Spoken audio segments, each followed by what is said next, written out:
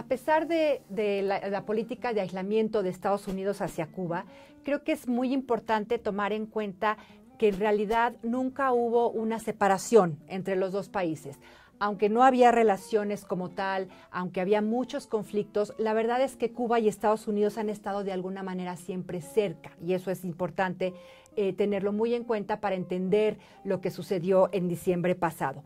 Tenemos momentos en la historia de la relación bilateral en que sí hay un acercamiento franco. Nada más destaco aquí el acercamiento del presidente Carter. El presidente Carter se acercó directamente al gobierno de La Habana e incluso fue en su periodo cuando se establecieron las secciones de interés, que no son embajadas como tal, pero prácticamente pues son un poco como algo tienen de embajada, ¿no? Y por ese medio los dos gobiernos tuvieron ya también canales de comunicación directos. Entonces, no es que el acercamiento que hemos visto a partir de diciembre pasado del 2014 sea algo enteramente novedoso. Existen desde los 70, finales de los 70, las secciones de interés, la comunicación directa entre los dos gobiernos. Por ejemplo, también otro punto importante sería Clinton también intentó un acercamiento hacia Cuba, se vio frustrado porque el gobierno cubano derrumbó unos aviones del grupo Hermanos al Rescate y Clinton tuvo que firmar la ley Helms-Burton que refuerza el embargo. Pero también hubo ese intento de acercamiento y lo que también es muy importante del periodo de Clinton es que se firmó un acuerdo migratorio. Entonces vemos que en distintos ámbitos y de diferentes formas los dos gobiernos han estado en comunicación, han tenido algún tipo de relaciones e incluso han firmado acuerdos. Entonces creo que esto es muy importante para entender que el acercamiento no sale de la nada, sino que hay todo una historia atrás que de alguna manera presenta antecedentes y presenta las condiciones para un acercamiento entre los dos países. Desde luego también hubo momentos cuando se reforzó el embargo. Los más notables son la ley Torricelli con el presidente Bush y la Helms-Burton que ya mencioné durante el presidente Clinton, que lo que hacen es reforzar el embargo, y la Helms lo importante es que no solo refuerza el embargo, sino que también le quita poder al presidente de levantarlo unilateralmente. Ya tiene que entrar el Congreso para que se pueda flexibilizar el embargo. Otros momentos de flexibilización son, por ejemplo, en los 70 con el gobierno de Nixon, que permite a compañías estadounidenses en terceros países comerciar con Cuba y que permite también cierta flexibilización en los viajes. Eso lo vimos también con Carter, con Clinton, encuentros académicos, visitas de estudio, todo ese tipo de intercambio empieza de manera importante. Entonces, en este contexto, lo que tenemos en diciembre pasado es, digamos, el anuncio de que se restablecen relaciones. Entonces, creo que la primera pregunta sería, ¿qué significa el restablecimiento de las relaciones? ¿Por qué se da en este momento y qué consecuencias pueden tener? Me gustaría añadir previamente a la excelente introducción sobre el tema la importancia de que Estados Unidos y Cuba son países vecinos y al mismo tiempo son sociedades que han estado muy vinculadas. Hay que recordar que el trauma de la Revolución Cubana, de la ruptura de relaciones, pues llevó también de manera muy importante al exilio o a la migración. En ese sentido, son dos factores que han incidido enormemente. Y también recordar pues el papel tan audaz que jugó Cuba en las relaciones internacionales, el hecho de que en 1962 la crisis de los misiles puso al mundo al borde de una guerra nuclear, y también la importancia que Cuba ejerció o influencia, digamos, ejerció en muchos movimientos revolucionarios en América Latina y en otros lados. En cierto sentido, Cuba siempre fue un dolor de cabeza para la administración norteamericana. Yo creo que hay razones pragmáticas que llevaron a Cuba y a Estados Unidos a dar el gran paso del 17 de diciembre del año pasado, sin duda uno de los acontecimientos más relevantes de las relaciones interamericanas. Yo creo que desde el punto de vista cubano, Cuba siempre había dicho que estaba dispuesto a negociar de igual a igual con Estados Unidos, poniendo la condición del levantamiento del embargo.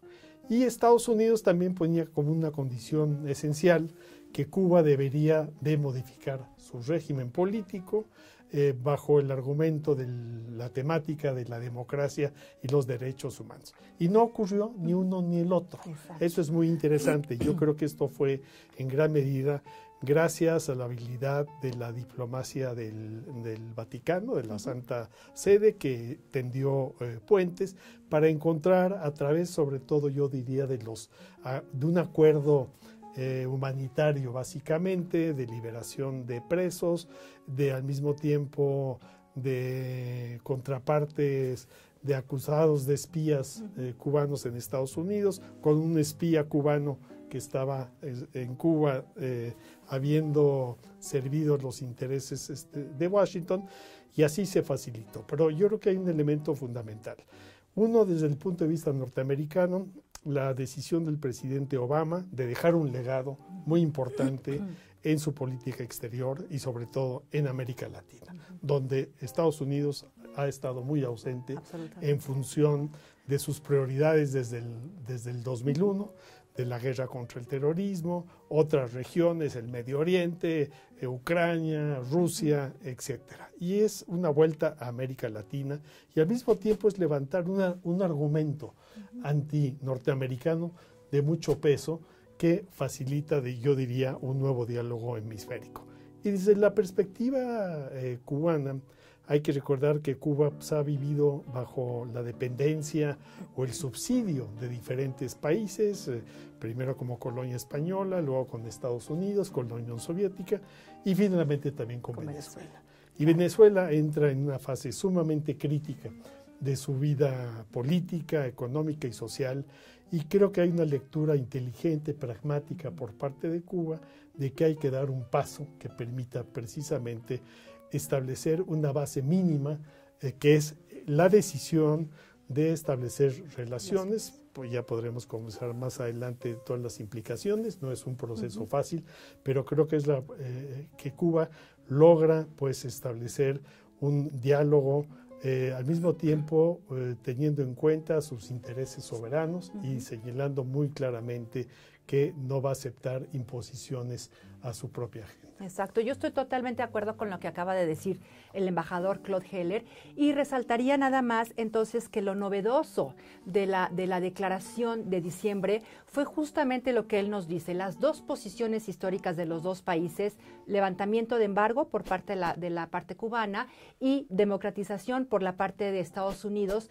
Esas dos posiciones oficiales tradicionales no se aplicaron, ¿no? Los dos presidentes simultáneamente dan un discurso en que mantienen sus principios, Cuba que se le respete como país soberano, Estados Unidos que Cuba se democratice y sin embargo sí plantean el restablecimiento de relaciones. Entonces creo que eso sería, digamos, como la culminación de los antecedentes que nosotros ya mencionamos y como lo novedoso de lo que vimos en diciembre.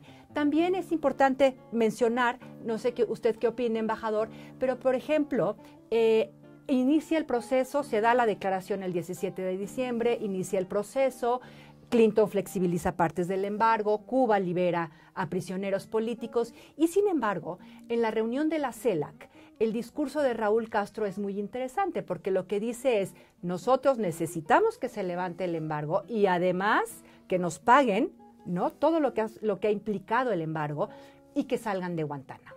Que lo curioso es que Guantánamo no había sido mencionado. Gracias. Y en ese momento, Raúl Castro, frente a todos los presidentes o casi todos los presidentes latinoamericanos, regresa un poquito a su posición inicial. Yo lo interpreto, no sé usted qué piense, como una forma, bueno, más que nada declarativa, de decir, sí estamos en el proceso, pero no estamos cediendo nada más nosotros, ¿no? Yo creo que y exigimos que se nos siga respetando como país soberano. Yo creo que es muy claro en el sentido de que este proceso en que Cuba se está adentrando no significa ceder soberanía, no significa ceder posiciones, mantenemos nuestro modelo político y lo que exigimos es respeto. Hay una agenda que es muy compleja porque en todos estos años, desde 1960, se han acumulado muchos temas. sale el tema de Guantánamo. Pero hay que recordar que el tema de Guantánamo para la administración del presidente Obama ha sido también otro dolor de cabeza en función de que se convirtió bajo el presidente Bush en una prisión para los considerados, un buen grupo de considerados terroristas, etcétera. Muy cuestionado, además. Muy cuestionado en Estados Unidos, en el mundo. Y que incluso ha llevado a adoptar medidas de liberación de personas que nunca han sido sometidas a juicio. Y en ese sentido, este tema que está evolucionando en el debate americano es un tema que también va a estar eventualmente sobre la mesa. Claro. Pero en fin, yo creo que es como tú lo mencionas, es para fijar posiciones y al mismo tiempo obtener un respaldo por parte de político. América Latina, Exacto. estar bien arropado a lo largo de este proceso. Sí. Es interesante también, además de la reunión de la CELAC y este discurso de Raúl Castro, el hecho de que la semana pasada por primera vez Fidel Castro se refiriera a este tema. Muy importante. Se refiere a este tema, manifestando por un lado su desconfianza permanente hacia los norteamericanos, hacia Estados Unidos, pero al mismo tiempo diciendo, este es un proceso que es respetuoso del derecho internacional y todo proceso que lleve a una solución conforme al derecho internacional, nosotros es un espaldarazo también, en cierto sentido, Raúl Castro. Claro. Pero qué bueno que tocas ese tema, porque lo que conocemos poco es la reacción de ciertos grupos dentro de Cuba que no están de acuerdo, ¿no? Evidentemente, pues a Fidel no le debe haber caído muy bien la noticia, y sin embargo, como tú bien lo dices, en la carta que escribe dice, Raúl hizo lo que se tenía que hacer, ¿no? Entonces es, por un lado, sí desconfiamos de los norteamericanos, pero por otro lado, pues ya es irremediable, hay que seguir con el proceso. Y el 21 de enero fue la primera reunión de alto nivel en La Habana, es decir, es interesante mencionar, como lo recordabas, desde los años 70 y sobre todo en los 90, ha habido comunicación entre Estados Unidos y Cuba. Las pláticas migratorias después de la crisis de los balseros, ¿no? Ha habido contactos incluso informales para tratar temas como la lucha contra el narcotráfico en el Caribe, ¿no? Pero en este caso ya fue la primera sesión formal en que fue una subsecretaria, Roberta Jacobson, que encabezó la delegación, y en fin, se plantearon muy claramente las divergencias y al mismo tiempo pues los acuerdos preliminares que seguirán avanzando. ¿No? Exacto, que eso es también lo curioso, que sí han ido avanzando según se dijo, es decir, nosotros en diciembre todavía teníamos una gran incertidumbre, ¿no? Se anuncia, pero pues no sabemos si alguno de las dos partes va a fallar o no. Y sin embargo, hasta ahorita, a pesar de todo, ha seguido un proceso más o menos fluido. Pero algo que mencionas y que creo que es muy importante es esto de los grandes temas que se han ido acumulando a lo largo de los años. Desde luego está el embargo, esta idea de Raúl de pedir una compensación a Estados Unidos por lo que costó el embargo, pero no olvidemos también todo el proceso de nacionalizaciones que hizo el gobierno de Cuba después de la revolución. Y eso también puede ser un tema muy problemático porque está dentro de Helms-Burton y se puede demandar, ¿no? La llaman propiedades traficadas. Entonces, creo que también es muy importante tener en cuenta que a pesar de que el proceso ha fluido hasta ahorita de buena manera, pues sí se van a tener que tratar temas realmente muy delicados. Yo creo que es una agenda de largo plazo en que habrá que empatar de alguna manera las demandas. Tenemos efectivamente las demandas en Estados Unidos de indemnización, no solo por las nacionalizaciones de compañías, sino también de propiedades privadas, ¿no? Que van desde que fueron casas, edificios, bienes inmuebles, etcétera, ¿no? Y del otro lado, pues el argumento de Cuba, hay que recordar que finalmente el tema del bloqueo está en la agenda de Naciones Unidas. Todos los años se adopta una resolución sobre el levantamiento de bloqueos. Esos son bloqueo es el término que se usa Naciones Unidas. Cuba en su proyecto de resolución y que cuenta con un muy largo apoyo. Va a ser muy interesante ver qué pasa este año. Los últimos años, pues prácticamente esta resolución es adoptada por 188 o 189 estados, votos con la oposición de 2 o 3 Estados Unidos y 2 o 3 aliados de Estados Unidos. Y también es importante decir que, bueno, esto no significa que necesariamente se puedan entorpecer el proceso para el restablecimiento de las relaciones. Al contrario, quizá el restablecimiento de las relaciones es lo que va a permitir negociar todos estos asuntos. Pues ¿no? yo creo que países como México y muchos otros siempre hemos insistido que se pueden tener diferencias en cuanto a régimen político, diferencias ideológicas, de toda índole, pero que se pueden tratar, eso no implica necesariamente ni sanciones, ni rompimiento de recordemos relaciones. Lo que ha sido la política de Estados Unidos con Vietnam, con quien China. tuvo una guerra donde murieron más de 50,000 norteamericanos, con China, etcétera. Y precisamente, pues creo que este es un modelo en que se acepte un pluralismo político en la región y que sirva al mismo tiempo de que se pueden dialogar, se pueden desarrollar relaciones, y creo que ese es un elemento muy importante para el futuro de las relaciones interamericanas, si vemos al mismo tiempo las diferencias que tiene Estados Unidos con otros países, en este momento con Venezuela, que incluso es bastante paradójico que días después se anunciaron sanciones contra altos funcionarios del gobierno del presidente Maduro en Venezuela, o con Bolivia, ¿no? Entonces yo creo que se abre la perspectiva. Tenemos la Cumbre de las Américas en abril en Panamá, y que por primera vez a alto nivel se puede hablar de una agenda hemisférica sobre nuevas bases. Y ya que mencionó a México, embajador, y por su experiencia como embajador de México en Cuba, bueno, sabemos que México no participó, o eso creemos hasta ahora, en el proceso de acercamiento, pero ¿usted qué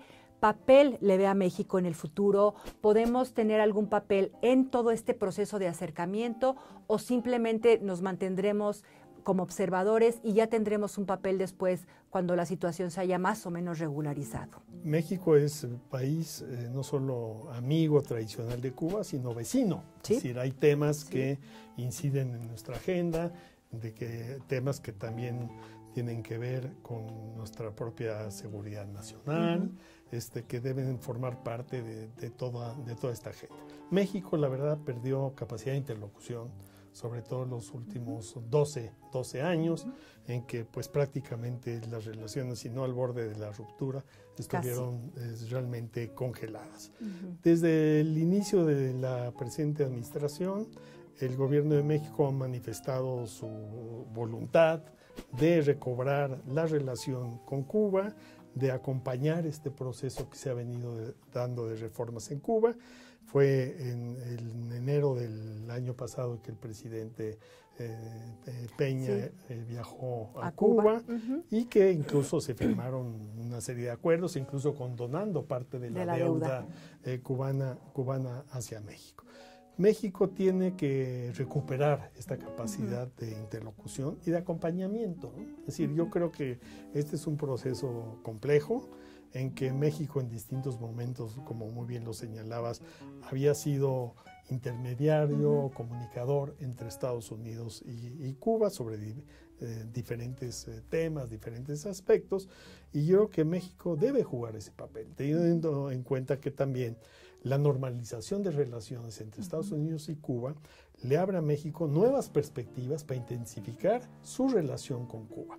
Me refiero básicamente a las inversiones mexicanas que comenzaron a darse en los 90s, pero que se vieron inhibidas con la adopción de la Helms-Burton, en que precisamente pues, las grandes empresas mexicanas optaban más por sus intereses en Estados Unidos que por sus inversiones en Cuba, cuando se vieron obligados a escoger. Entonces yo creo que México tiene la obligación de seguir muy de cerca este proceso, de acompañarlo, de poder servir también, ser útil, digamos, en el tratamiento de cuestiones específicas, además de que hay temas que son trilaterales, como es el tema sobre todo de la explotación de los recursos petrolíferos, de los hidrocarburos en el Golfo de México, que tendrá que ser una negociación de Estados Unidos, México-Cuba. ¿No?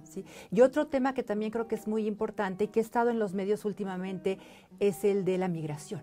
¿no? es. La migración indocumentada que pasa por México para llegar a Estados Unidos por tierra, dada la legislación norteamericana de que si llegan por mar los pueden repatriar a Cuba. Si llegan por tierra es mucho más difícil y les tienen que dar el estatus de exiliados. Entonces, claro, mientras esta legislación no cambie, México es naturalmente el paso.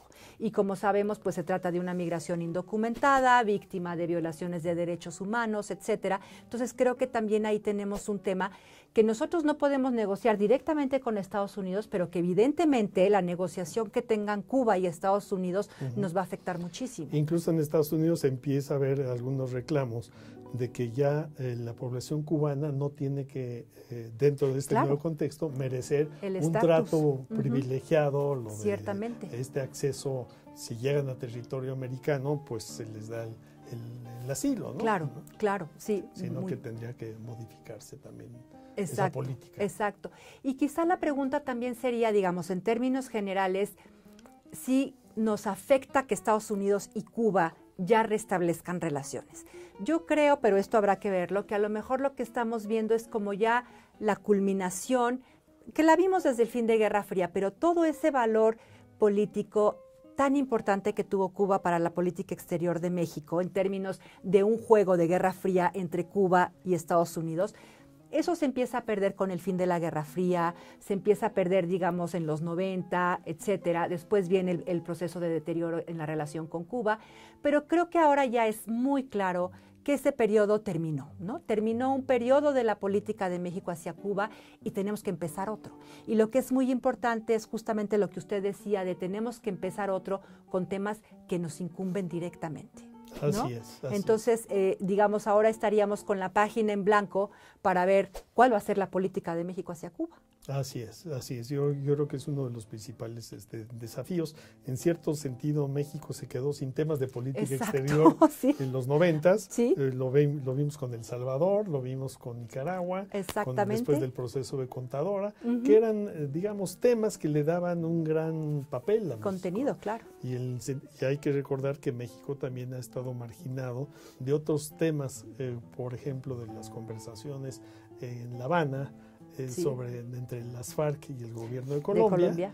Y son temas que creo que México debería de recuperar su capacidad de contribución, digamos, a la solución de conflictos internos cuando sea requerido, o acompañar procesos tan relevantes como el que estamos viendo, ¿no? Claro. Y paradójicamente a lo mejor también lo que vamos a ver es un poco un regreso a una política anterior en términos de muy bien hay el restablecimiento de relaciones, muy bien estamos en otro contexto internacional, pero quizá volvemos a optar por la no intervención en términos del régimen político cubano. Yo creo que hay una cuestión muy interesante, que es que Cuba, que es un tema que apasiona en muchos lados, y creo que México no es la excepción. Ajá. Cuba es un tema de política interna absolutamente, mexicana, como lo es también de la política interna española o estadounidense. Claro. ¿no? Entonces es un tema en que creo que también en los últimos años se dio una evolución, desde sectores de la izquierda que apoyaban en términos incondicionales a Cuba, en términos de su confrontación con Estados Unidos, pero que también empezaron a expresar preocupaciones por los temas de derechos humanos, por la necesaria evolución de Cuba.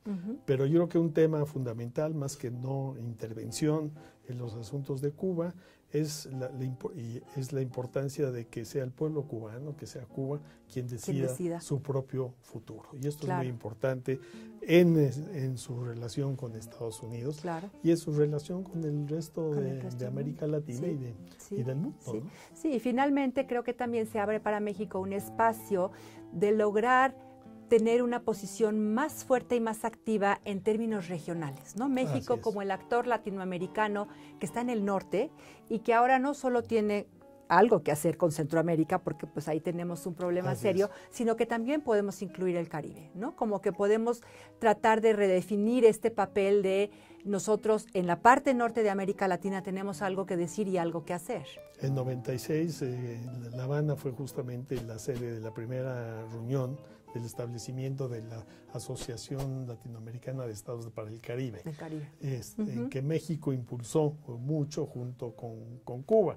pero son de estos foros que existen en nuestra región, pues, que han perdido dinamismo, pero que existen y se podría darles mayor dinamismo. Claro, ¿no? claro. Bueno, pues yo creo que para terminar seguimos entonces en una cierta incertidumbre de qué va a pasar, no solo en términos de la relación Estados Unidos-Cuba, sino también de dónde entra México y qué podemos hacer. Pero creo que es muy interesante la idea de celebrar en mayo próximo una reunión en el colegio aquí en el colegio, claro, sobre el tema de Cuba. Para verlo desde una perspectiva internacional, regional. Y bilateral también, Exacto. y interna de Cuba, ¿no? Exactamente. Así es. Bueno.